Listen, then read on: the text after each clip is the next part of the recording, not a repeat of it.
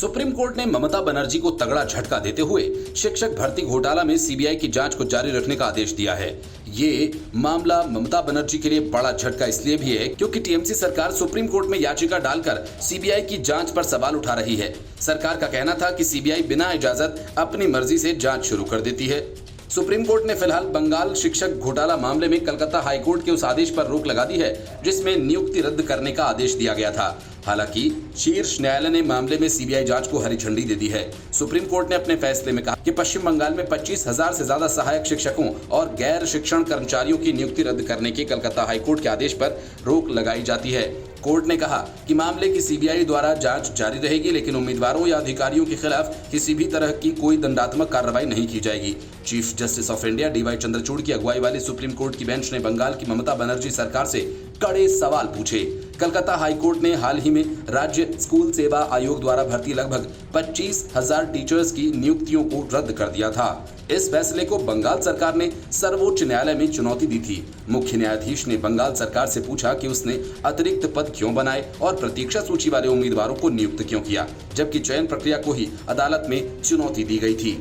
High court के आदेश को ध्यान में रखते हुए बंगाल सरकार के वकील नीरज किशन कौल ने पूछा कि क्या इस तरह के आदेश को कायम रखा जा सकता है। उन्होंने कहा कि ये सीबीआई का भी मामला नहीं है। 25,000 नियुक्तियां अवैध हैं, शिक्षक बाल अनुपात सब कुछ गड़बड़ा गया। स्कूल सेवा आयोग की ओर से पेश वकील जयदीप गुप्ता ने तर्क दिया कि हाईकोर्ट के पास नौकरियां रद्द करने का अधिकार क्षेत्र नहीं है।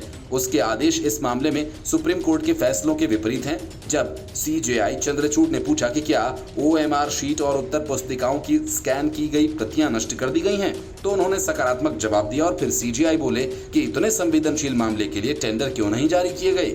मुख्य न्यायाधीश ने कहा कि ओएमआर शीट्स की डिजिटल प्रतियां रखना आयोग की जिम्मेदारी है। इस पर स्कूल सेवा आयोग की तरफ से जवाब दिया गया, ये उस एजेंसी के पास है जिसे काम आउटसोर्स किया गया था। मुख्य न्यायाधीश ने पूछा, कहां है? सीबीआई को ये नहीं मिला, ये आउटसोर्स है, आपके पास नहीं।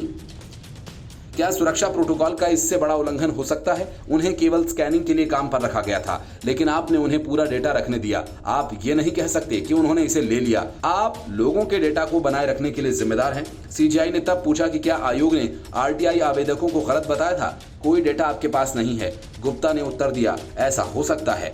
जब उन्होंने पूछा कि क्या हाईकोर्ट के निर्देश निष्पक्ष थे, तो मुख्य न्यायाधीश ने जवाब दिया कि लेकिन ये प्रणालीगत धोखाधड़ी सार्वजनिक नौकरियां आज बेहद दुर्लभ हैं और उन्हें सामाजिक गतिशीलता के रूप में देखा जाता। अगर उनकी नियुक्तियों को भी बदनाम किया जाता है तो सिस्टम में क्या रह जाता है? लोग विश्वास खो देंगे। आप इसे कैसे स्वीकार करेंगे? अदालत ने यह भी पूछा कि क्या उपलब्ध सामग्री के आधार पर वैध और अवैध नियुक्तियों को अलग करना संभव है?